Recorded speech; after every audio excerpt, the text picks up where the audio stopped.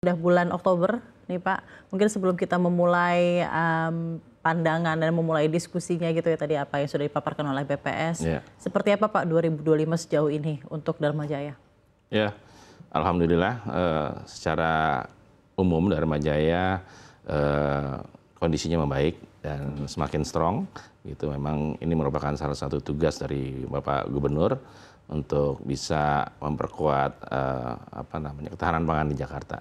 Peran Dharma Jaya. Oke, 2025 cukup baik berarti ya dibandingkan tahun sebelumnya, ya, Pak? Lebih baik dari tahun sebelumnya. Alhamdulillah. Kondisi pasokan bahan pangan khususnya daging ayam, telur ayam dan sapi di Jakarta seperti apa di saat ini? Iya, sebetulnya kalau kita lihat dari ketersediaan ya saat ini memang di Jakarta itu stoknya kebutuhan itu ada sekitar 30.000 ton dan stok itu ada sekitar 74.000 ton. Jadi sebenarnya nggak ada masalah dari sisi stok ya untuk saat ini. Kebutuhan sampai dengan Desember itu 30.000 ton. Jadi harusnya sih tidak ada masalah untuk ketersediaan. 30.000 ton. Ya. Sampai kapan tuh Pak? Sampai Desember 2025. Sampai Desember 2025 dan itu sudah Anda rasa cukup begitu ya Pak? Ya, kebutuhannya 30.000 ton dan stok kita malah 2 kalinya 74.000 ton. 74.000 Jadi ton. harusnya stok cukup untuk sampai Desember. Dan tidak mungkin paling kalau misalnya agak necessary di akhir-akhir tahun itu ada Nataru dan lain-lain Exactly, ya Pak? Ya, betul. Jadi biasanya tuh ada kebutuhan-kebutuhan yang lebih sedikit meningkat di bulan Desember dan November. Oke, baik. Apa langkah konkret yang sudah dilakukan Dharma Jaya Pak untuk menjaga kebutuhan protein hewani di Jakarta? Apakah menjaga chain of suppliers kah? Ataukah storage yang lebih baik? Bagaimana? Ya, memang salah satu langkah kita adalah menjaga stok yang ada. Jadi kita memastikan bahwa stok di dalam cold storage kita itu cukup untuk 2 sampai 3 bulan ke depan. Gitu. Lalu juga pembelian juga kita sesuaikan.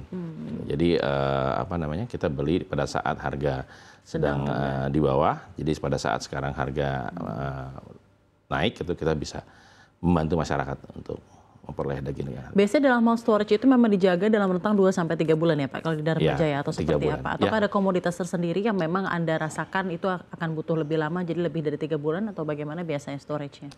Sebenarnya kita memang mempunyai SOP untuk menjaga stok itu 3 bulan.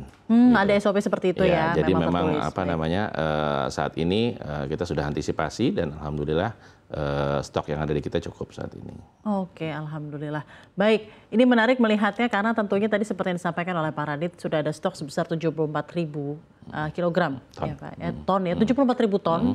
Ya dalam hal ini berarti memang sudah sangat signifikan dengan kebutuhan yang diprediksi sampai akhir Desember mencapai 30.000 ton. Gitu ya. Jadi kecukupannya sangat-sangat mumpuni.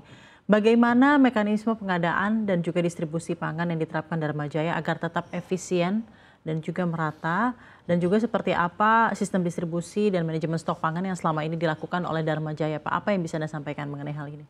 Ya, secara umum memang Dharma Jaya itu memperoleh stok kita tuh dengan pembelian secara besar. Jadi pembelian secara besar ini memang bertujuan untuk menjaga buffer stok kita, untuk jadikan buffer stok. Nah, untuk distribusinya tentunya kita juga mempunyai armada-armada yang cukup untuk dapat mendistribusikan ini ke seluruh Jakarta. Jadi dengan kecukupan gudang kita, cold storage dan juga armada itu bisa membantu kita untuk mengefisiensikan pendistribusian. Untuk gudang sendiri di mana Pak? Kita gudang ada di beberapa tempat.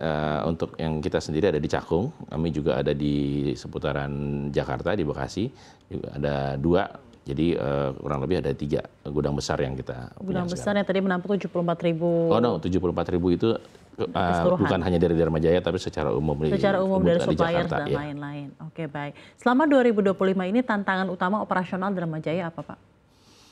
Tantangan operasional di Dharma Jaya sebetulnya adalah dari saat ini memang adanya bukan pembatasan ya, mungkin penerbitan izin impor ya, karena memang karena kalau bicara daging kita sebagian besar kan masih impor dari luar negeri. Gitu. Dari mana saja Pak? Untuk Dharma Jaya sih kita punya izinnya dari Australia dan New Zealand dan Amerika gitu.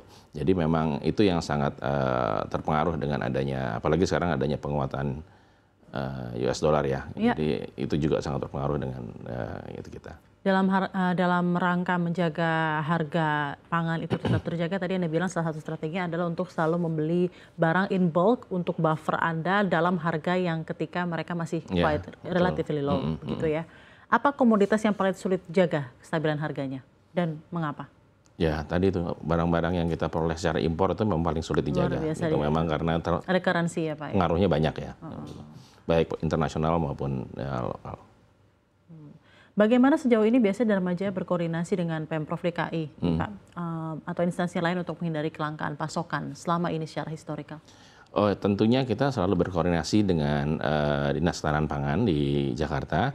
Mereka selalu mengkoordinasikan baik itu Dharma Jaya maupun juga teman-teman importir dan teman-teman distributor untuk memastikan bahwa ketersediaan dan stok itu cukup di Jakarta.